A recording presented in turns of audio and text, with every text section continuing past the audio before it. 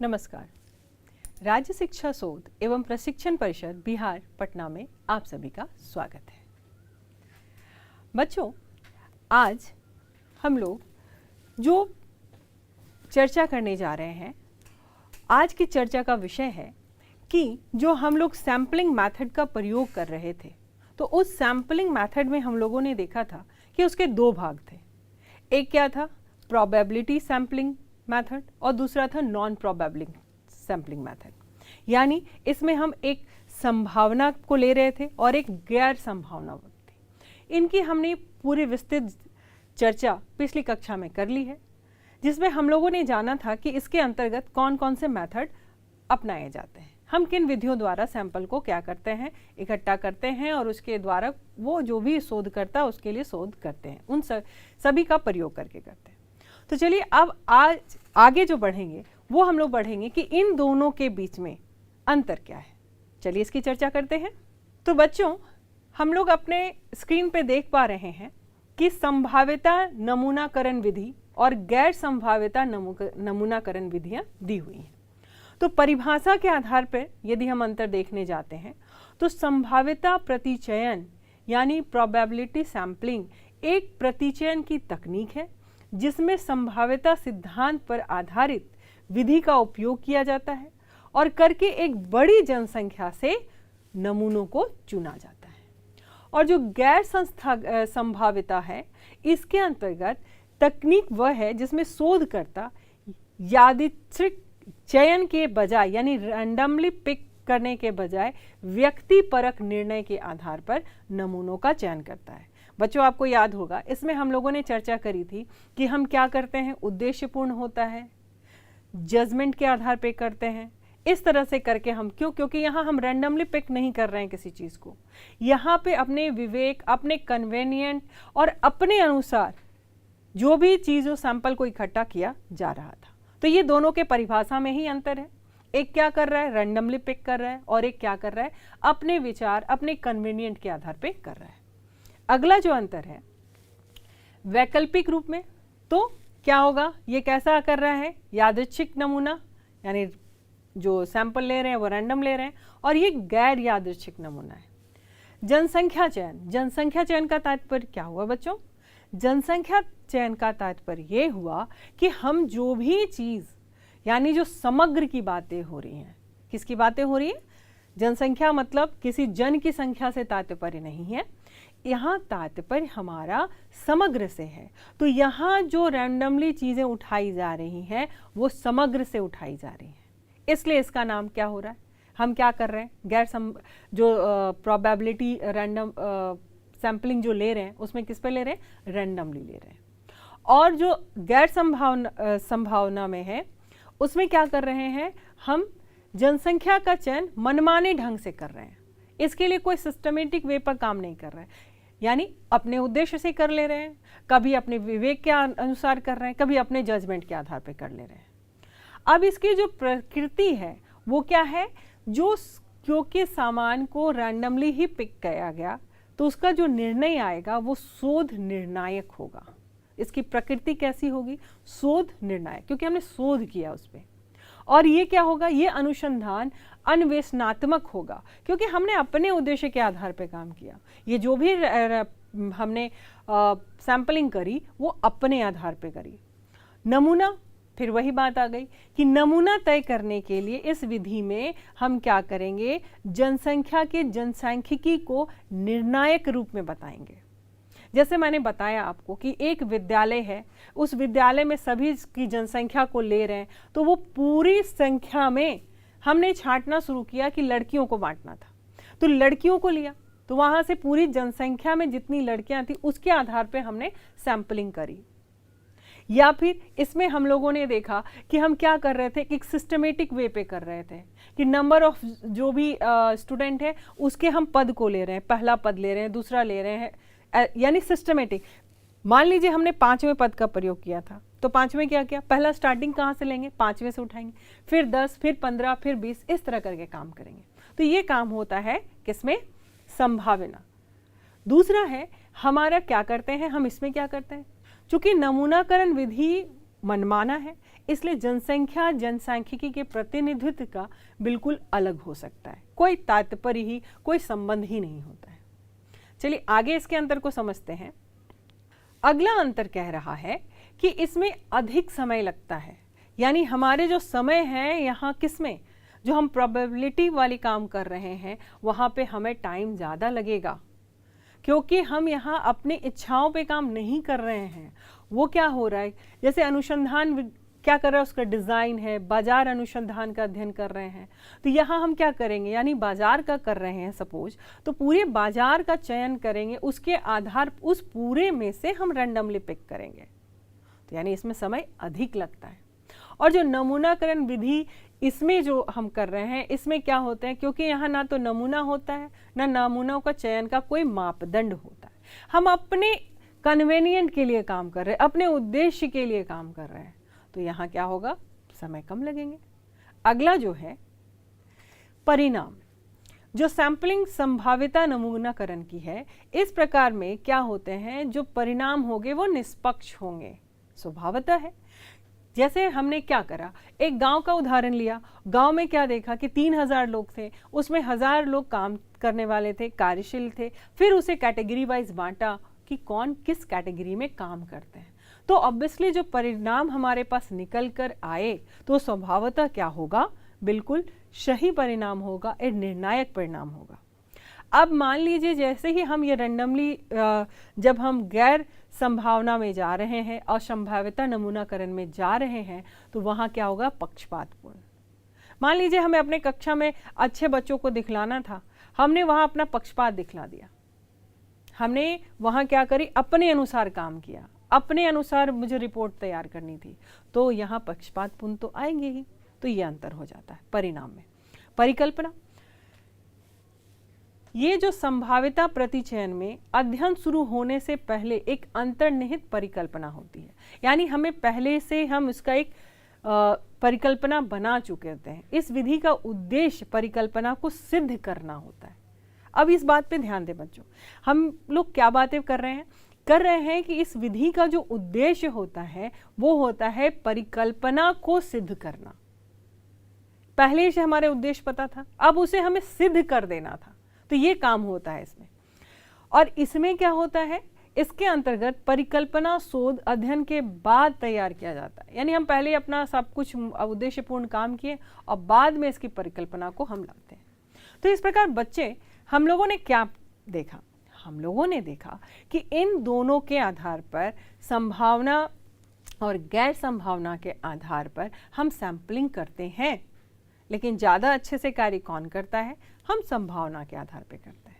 इसका प्रयोग हम जब आगे स्टैटिस्टिक्स में और मैथमेटिकल वर्क करेंगे, या पर अपने आप आगे इकोनॉमिक्स में पढ़ेंगे कि हमारे देश में कैसे कैसे इन सभी का प्रयोग करके गणना की जाती है, या एक अनुसंधान किया जाता है, या आप शोध करते हैं, तो इन सभी चीज़ों में इसका प्रयोग होता है। तो बच्चों, अब तक हमने क्या देखा, अब तक जो हमारा चैप्टर स्टार्ट हुआ था उसमें हमने देखा कि हमारे जो स्टार्टिंग जो हुई कि हम आंकड़ों का संग्रह कर रहे हैं, आंकड़ों का संग्रह के स्रोत क्या हैं, उसके कितने प्रकार हैं, उसके बाद जो हम आए उसमें हम आए कि इसकी विधियां क्या हैं। तो इन विधियों में हमने अभी देखा कि एक विधि थी सेंसस और दूसरी थी सैम्पलिंग मेथड। और जो पिछली कक्षाओं तक हमने चर्चा करी उसमें चर्चा करी कि सैम्पलिंग मेथड के अंदर कौन कौन आया। तो सैम्पलिंग मेथड के अंदर हमने 2 देखा। अब बातें आकर खड़ी होती हैं कि ये जो समग्र की बातें हुई और ये जो सैम्पलिंग यानी निदर्शन की बातें हुई, तो इन दोनों के बीच भी तो अंतर आ रहे हैं। तो बिल्कुल आ रहे हैं, समग्र यानी पूरी, और उससे चुनकर लिया गया निदर्शन। तो आगे जो चर्चा करने जा रहे हैं वो करने जा रहे हैं कि इन दोनों के बीच क्या अंतर है। तो चलिए देखते हैं। आपको अच्छी तरह से याद रखना है कि जैसे ही हम जनगणना विधि बोल रहे हैं, संगणना विधि बोल रहे हैं, सेंसस बोल रहे हैं, ऑल आर इक्वल। आपको बातों से, आपको उसके नाम से कंफ्यूज नहीं होना है, ये सारे नाम आपको याद रखने हैं। और दूसरा क्या है, सैम्पलिंग, नमूनाकरण विधि, निदर्शन विधि, ये सारे इसे क्या कर रहे हैं, ये सैम्पलिंग मेथड है। तो चलिए इसकी चर्चा करते हैं। परिभाषा के आधार पर डेटा संग्रहण यानी आंकड़ों के संग्रहण की एक विधि जिसमें जनसंख्या के प्रत्येक सदस्य से जानकारी एकत्र की जाती है। ये मैं बार बार बता रही हूँ। हम इसीलिए इसका नाम जनगणना रखते हैं, जनसंख्या रखते हैं या फिर सेंसस या संगणना रखते हैं। इसके आधार पे क्या काम होता है, हम जिस भी चीज़ का अनुसंधान करने जा रहे हैं उसके हर एक सदस्य की जानकारी एकत्र करते हैं। और जो नमूना विधि होता है, सैम्पलिंग मेथड होता है, तो उस सैम्पलिंग मेथड में उसी समग्र में से हम कुछ इकाइयों का चयन करते हैं और उसकी क्या करते हैं, हम लोग शोध करते हैं। जैसे कि आपको बताया मैंने एग्जाम्पल कि हम मान लीजिए कोई व्यक्ति बीमार है और उसके बीमारी का पता करना है, तो उसके पूरे बॉडी से ब्लड का कुछ सैंपल लेंगे और उसके द्वारा उसका शोध किया जाएगा और पता लगाया जाएगा। तो ये सैम्पलिंग का उदाहरण हो गया। तो इस तरह से काम करता है। और जनसंख्या वाली बात कर रहे हैं, सेंसस की बातें कर रहे हैं, तो किसी देश की जनसंख्या कितनी है उसकी जब गणना की जाती है तब हम सैम्पलिंग पे काम नहीं कर सकते हैं, क्योंकि हम उस देश की पूरी जनसंख्या के बारे में जानना चाहते हैं। वह लिंग भेद कितना है, घनत्व कितना है, साक्षरता दर कितनी है, तो इसलिए एक एक की गणना करनी पड़ेगी, इसलिए ये किया जाता है। अगला जो अंतर है, दोनों के दायरे में क्या अंतर है, क्षेत्र में क्या अंतर है। तो ये सिंपल सी बातें हो गई, आपको समझ में ही आ रहा होगा। यदि हम जनगणना को ले रहे हैं, यानी इसमें क्या कर रहे हैं, एक एक लोगों से मिल रहे हैं, तो यह क्या करें, व्यापक संपूर्ण जनसंख्या को कवर करता है, क्योंकि हम एक एक लोग से मिल रहे हैं। और ये क्या करेगा, सीमित, क्योंकि उसने समग्र में से ही चुना है, तो सीमित जनसंख्या के केवल एक ही भाग को वो कवर करता है। कॉस्टिंग की बातें करेंगे तो जो डेटा संग्रहण है वो क्या होगा, स्वभावतः ये उच्च लागत के होंगे। अब क्यों होंगे, क्योंकि हम लोग जो चर्चा कर रहे हैं कि जनगणना या समग्र के आधार पे काम कर रहे हैं, यानी हम एक एक लोगों से मिल रहे हैं। तो जब हम एक एक लोगों से मिल रहे हैं तो हमारी लागत अधिक होगी। और वही जब नमूना विधि में हम आएंगे तो हम क्या कर रहे हैं, उसी समग्र में से एक सैंपल उठा ले रहे हैं, तो हमारी कॉस्टिंग क्या होगी, कम होगी। आगे देखते हैं समय। तो बिल्कुल इसको करने में क्या होगा, जनगणना या सेंसस मेथड में हमें बहुत अधिक समय लगेंगे। समय हमारा हो सकता है महीनों लग सकता है, वर्षों लग सकता है। ये आप बहुत सारे शोध के बारे में सुनते होंगे, तो वो ऐसा थोड़ी होता है कि शोध हमने शुरू किया और आंसर मिल गया, नहीं, उसके लिए टाइम लगता है और लंबा टाइम लगता है। और जो सैम्पलिंग मेथड है इसमें क्योंकि हम छोटे से ग्रुप पे काम करते हैं, तो यहाँ छोटे ग्रुप पे काम करने के कारण हमारी जो सैम्पलिंग होती है, जो उसमें समय लगता है वो बहुत कम लगता है। अगला जो है शुद्धता, प्योरिटी। तो बच्चों ये आप स्वयं समझ चुके होंगे कि जब हम किसी मेंबर से, आप खुद घर के एक मेंबर से, हर एक मेंबर से मिलकर आप उसके बारे में जान रहे हैं, तो यानी आपने खुद करा ये काम या जो भी हुआ, तो आपने एक पूरा कवर करा, तो इसका मतलब क्या हुआ, शुद्धता आप में ज़्यादा आएगी। और नमूनाकरण या सैम्पलिंग मेथड में त्रुटि होने की संभावना होती है। और क्या है, त्रुटि के कारण संभावित रूप से कम सटीक लेकिन उचित नमूनाकरण तकनीकों के साथ सटीकता को भी बढ़ाया जा सकता है। इसका तात्पर्य ये हो रहा है कि हम ये बिल्कुल नहीं कह सकते हैं कि एकदम अशुद्ध होता है, अशुद्ध होगा तो इतने कार्य ही नहीं हो सकते। लेकिन यदि हमने जो सैम्पलिंग करी है वो अच्छे से करी है, तो इसमें किसी प्रकार की बहुत ज़्यादा हम सटीकता से दूर नहीं रह सकते। तो इस प्रकार बच्चों हमने देखा कि सेंसस मेथड और सैम्पलिंग मेथड के बीच में डिफरेंस क्या है। सबका अपना महत्व है, हम सभी का प्रयोग उसके अनुसार करते हैं। अब जनगणना करने के लिए हम सैम्पलिंग मेथड नहीं ले सकते। किसी देश की, किसी राज्य की जनसंख्या की हमें जनगणना करनी है तो हम उसमें कैसे सैंपल उठा लेंगे कि 5 शहर है, 5 में से एक शहर को उठाए और उसके आधार पर यदि हम बना ले कि वहाँ के लोगों की आय क्या है, जीविकोपार्जन का साधन क्या है, उसके लिंग के दर क्या है या साक्षरता दर क्या है, वो एक गांव या वो एक शहर उस राज्य के बारे में क्या बता सकता है? बिल्कुल नहीं बता सकता। तो यहाँ सैम्पलिंग मेथड काम करेगा? नहीं करेगा। तो इसलिए ये सैम्पलिंग या फिर जो सेंसस मेथड है, इसको हम उसके उपयोगिता के आधार पर प्रयोग करते हैं। तो बच्चों आप लोगों ने समझा कि हम सैंपलिंग और सेंसस के अंदर क्या काम कर रहे हैं। चलिए इसके और कुछ अंतरों को देखते हैं। हम लोग देख रहे हैं कि त्रुटि का प्रकार, डेटा संग्रहण या प्रसंस्करण में त्रुटियों जैसी गैर नमूना त्रुटियों के अधीन होती है। इसका मतलब इसके जो त्रुटि होंगे वो क्या होंगे, गैर नमूना त्रुटि के अधीन होगा। और नमूनाकरण त्रुटियों के अधीन जिनका अनुमान लगाया जा सकता है या समायोजन किया जा सकता है, ये होता है सैंपलिंग में। संसाधन की तीव्रता, जनशक्ति, वित्तीय निवेश और समय की दृष्टि से यह अत्यधिक संसाधन प्रधान है, क्योंकि अभी मैंने बताया कि किसी देश की किसी जगह की हम गणना कर रहे हैं तो क्या हम उसमें से कोई एक क्षेत्र को लेकर बता सकते हैं क्या कि वो राज्य कितना आगे है या उस राज्य की स्थिति क्या है? नहीं बता सकते। तो इस प्रकार जो हम अगले में जाते हैं यानी सैंपलिंग मेथड में जा रहे हैं, उसकी क्या है अंतर?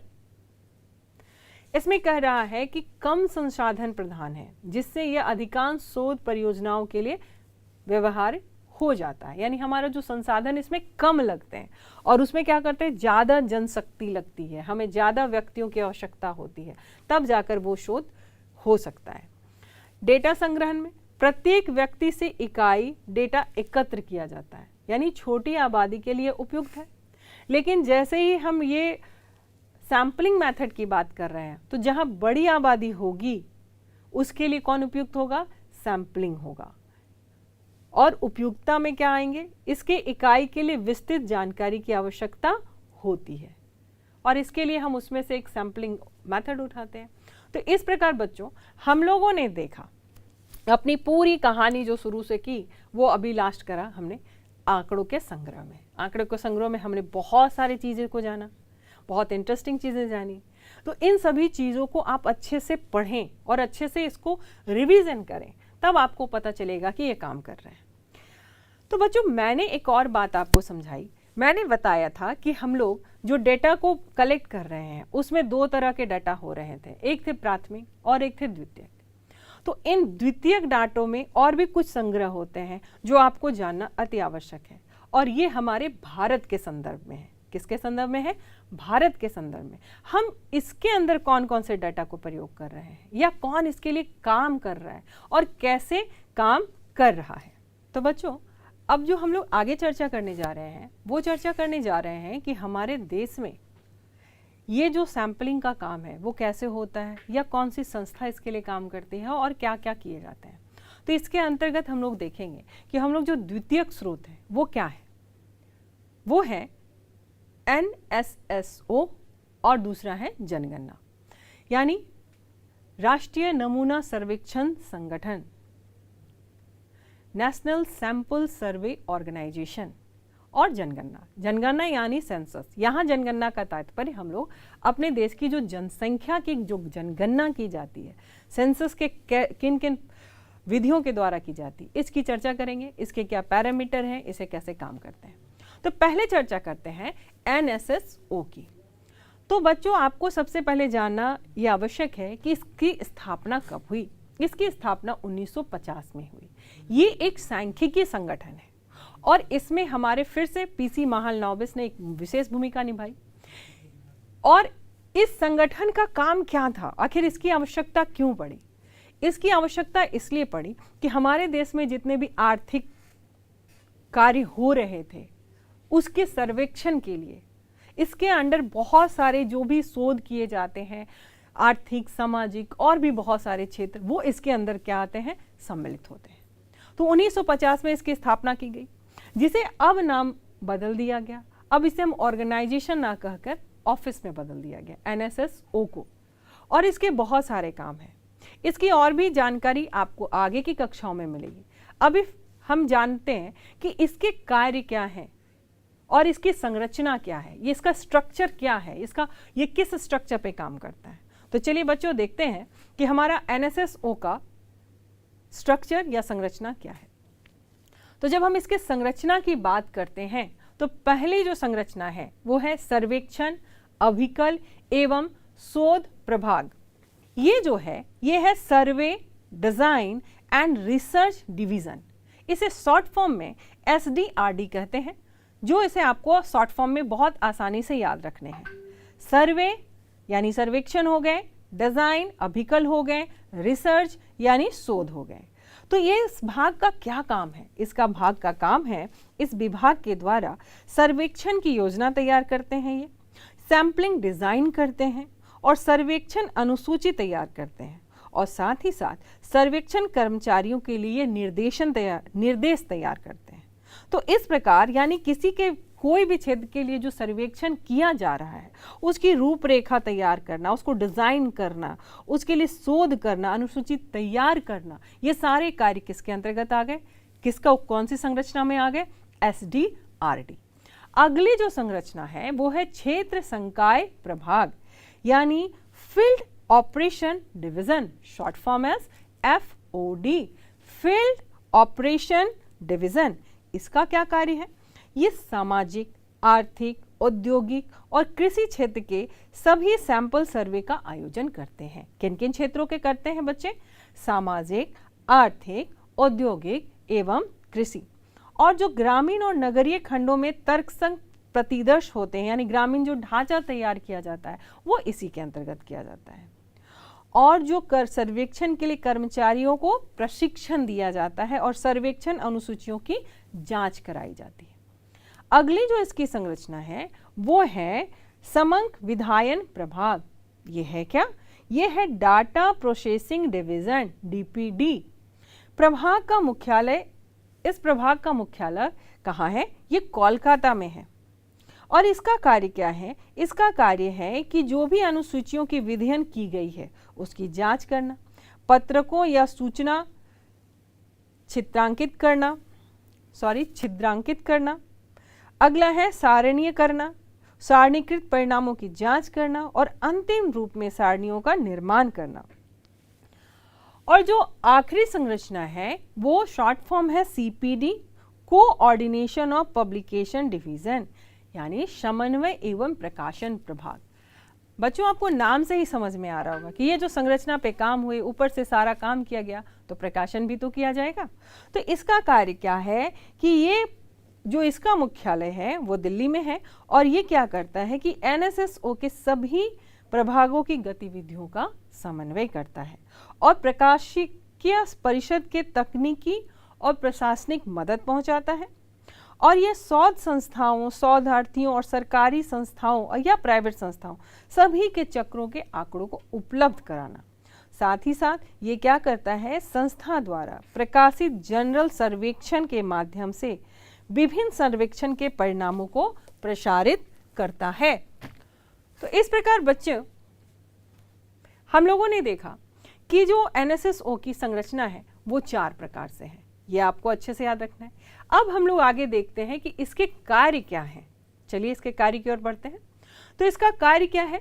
क्योंकि ये क्या कर रहा है? सर्वेक्षण करना है, यानी कैसे कैसे कार्य करने हैं। तो पहला है सामाजिक आर्थिक सर्वेक्षण का आयोजन करना।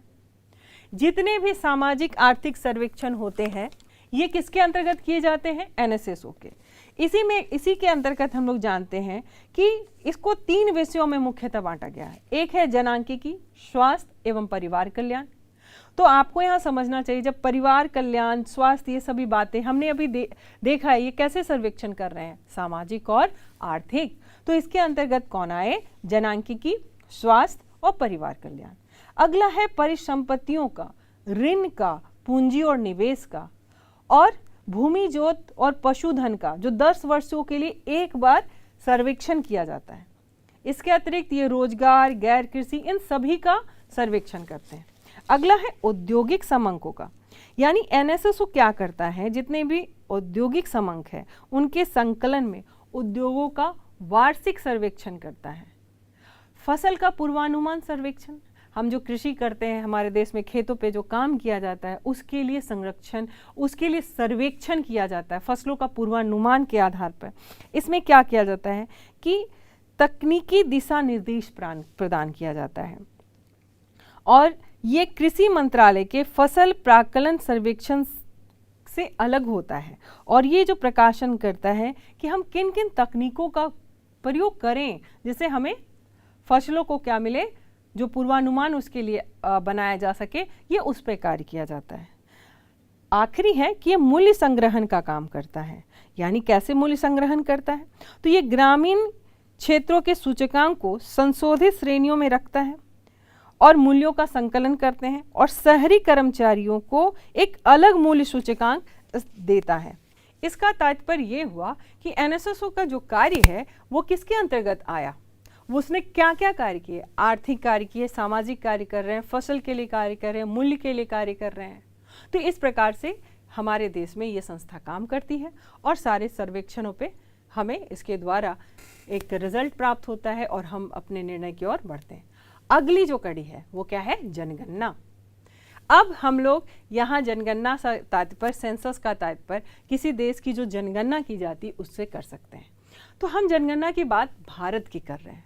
तो भारत की जो जनगणना है, आपको जानना चाहिए कि हमारे देश में सबसे पहले जनगणना कब कराई गई? 1881। ये आपको याद रखना है। और उसके बाद से ये कहा गया कि हर प्रत्येक 10 वर्षों में जनगणना कराई जाएगी। अब ये जनगणना जो कराई गई, तो हमारे देश की जो जनगणना हो रही, जनगणना क्या है? किसी देश के जो रहने वाले व्यक्ति हैं उनका लिंग के आधार पर, साक्षरता दर के आधार पर, आय के आधार पर, इन सभी आधारों पर जो हम उसकी गणना कर रहे हैं, व्यक्तियों के जीवन स्तर के जो पूरी गणना कर रहे हैं, वो क्या हो रही है? जनसंख्या। तो बच्चों आगे हम लोग देखते हैं कि हमारे देश की जो जनगणना है उसकी क्या क्या विशेषताएं हैं। तो हमारे जनगणना की जो विशेषता है, पहली विशेषता है व्यापकता, यानी बहुत बड़ी, काफी बड़ा है। तो व्यापकता के अंतर्गत क्या आ जाएगा? व्यापकता का तात्पर्य हुआ कि हमारे देश की हर एक नागरिकों को जनगणना का भागीदार बनना है, जनगणना के लिए उन्हें लेना है। अगला है नियमितता, यानी एक नियम के आधार पर यह काम करेगा। मैंने अभी बताया आपको कि हमारे देश में प्रत्येक 10 वर्षों में यह कराया जाता है। तो यानी नियमितता आई, एक समय अंतराल पे करेंगे, निश्चित क्षेत्र होगा, जो सूचनाएं होंगी वो व्यक्तिगत सूचनाएं होंगी। व्यक्तिगत सूचना इसलिए जब जनगणना, सेंसस, जनसंख्या जो हमारे देश की जनगणना होती है वो सेंसस मेथड से किया जाता है। क्यों किया जा रहा है? ये इसलिए किया जाता है कि किसी भी क्षेत्र में जो उनके पब्लिक हैं, जो उनकी जनता है, जो नागरिक हैं, उनके एक एक की जानकारी प्राप्त करनी होती है। आप लोग जरूर देखे होंगे कि जब जनगणना होती है तो क्या होता है, घर पे आते हैं गणक और आपसे पूछते हैं कि आपके घर में लोगों की संख्या कितनी है, आपके घर में पढ़े लिखे लोग कितने हैं, बच्चे कितने हैं, बूढ़े कितने हैं, और क्या क्या पूछते हैं, कितनी महिलाएं हैं, कितने पुरुष हैं, उनका व्यवसाय क्या है, जाति क्या है। तो इससे क्या हो रहा है? इसका तात्पर्य यह है कि उस जनगणना में हम किसी भी तरह की जानकारी को नहीं छोड़ सकते। इनका एक पैरामीटर है जिसे हमें पूरा करना है और इन सभी चीज़ों को पूरा करना पड़ता है। अगली जो विशेषता है ये प्रकाशन, ये प्रकाशित करना है हमारे देश की जनगणना में। तो जनगणना के प्रकाशन में क्या, बच्चों आप इकोनॉमिक्स के स्टूडेंट हैं, आपको ये हमेशा ये प्रश्न आएगा कि किसी देश के, किसी राज्य के जनसंख्या घनत्व कितना है या किसी जिले का जनसंख्या घनत्व क्या है। आपने भी पढ़ा होगा कि बिहार के कौन से जिले का जनसंख्या घनत्व सबसे अधिक और सबसे कम है, फिर साक्षरता दर क्या है, अनुपात क्या है स्त्री पुरुष का। तो ये सब जो चर्चा कर रहे हैं या मैं इतनी बातें बता रही हूँ, ये सभी कहाँ पे आते हैं? ये सभी जनगणना के आधार पर प्राप्त किया जाता है। अब अगली जो विशेषता है वो क्या है? कौन इसे करेगा? तो ये राज्य के द्वारा कराया जाएगा, यानी विभिन्न राज्य अपने अपने राज्यों की क्या करेंगे? जनगणना करेंगे। तो ये हमारे भारत की जनगणना की विशेषताएं हुई। तो अब आपसे कभी पूछा, आपके पास जब क्वेश्चन आएगा भारत की जनगणना किसके अंतर्गत होती है, तो सेंसस बोले, कौन करवा रहा है, तो फिर हमारे उत्तर कहाँ जाएगा? अभी बताया मैंने, एनएसएसओ के आधार पे हम लोग काम करते हैं। तो ये हमारी विशेषता हुई। अब जनगणना की पैरामीटर, एक मानक सिद्ध, एक सेट किया गया है, वो क्या है? चलिए देखते हैं। तो हमारे देश में जब जनगणना कराई जाएगी तो जनसंख्या का आकार, यानी वो कितना बड़ा है, वृद्धि दर कैसी है, वितरण कैसा है। वृद्धि दर मतलब जन्म दर आगे जा रही है या मृत्यु दर हो रही है, वितरण यानी डिस्ट्रीब्यूशन कैसा है, बिखरी हुई है या सघन है, ये है क्या, तो ये पैरामीटर है। दूसरा है जनसंख्या प्रक्षेपण। अगला है जनसंख्या घनत्व, यानी घनत्व का तात्पर्य क्या हुआ, 1 वर्ग किलोमीटर के अंदर कितने लोग रहते हैं। और जनसंख्या की लिंग संरचना का क्या तात्पर्य हुआ, पुरुष और महिला का अनुपात। और साक्षरता दर, अगली मानक क्या है, साक्षरता दर। साक्षरता दर यानी हमारे कितने व्यक्ति साक्षर हैं। तो इस प्रकार बच्चों हम लोगों ने देखा कि हमारे देश की जो जनगणना हो रही है उसे कौन कराएंगे, राष्ट्रीय सरकार, राज्य सरकार मिलकर एक मानक रूप के आधार पर काम करेंगे और ये सारे कार्य होंगे। तो इस प्रकार बच्चों हम लोगों ने अपने पूरे चैप्टर में देख लिया कि आंकड़ों का संग्रह कैसे करेंगे और फिर उसके अंतर क्या होंगे, और सारे तथ्यों को देखते हुए हम अंतिम पड़ाव पे पहुंचे कि भारत में इसको कैसे किया जा रहा है। तो बच्चों आप अच्छी तरह से अपनी इस अध्याय को समझ चुके होंगे। आप अच्छे से इसकी प्रैक्टिस कीजिए, अपने बुक्स को इसको पढ़िए, इसे बार बार पढ़िए और इसका अभ्यास करिए। इससे आपको और अधिक जानकारी मिलेगी और कुछ जानकारियां स्वयं इकट्ठा करिए। मैं अगले कक्षा में आपके पास इसी चैप्टर के बहुत सारे एमसीक्यू के साथ मिलूंगी। फिर से हमारी डिस्कशन होगी और फिर से कुछ हो सकते छूटी हुई चीज़ें होंगी जो हमारे लिए क्या हो जाएगा, एक रिवीजन फॉर्म में चला जाएगा। तो फिर मैं उम्मीद करती हूँ कि आप पढ़ेंगे, बहुत अच्छे से पढ़ेंगे और हम लोग अपनी अगली कक्षा में फिर से मिलेंगे। तब तक के लिए धन्यवाद।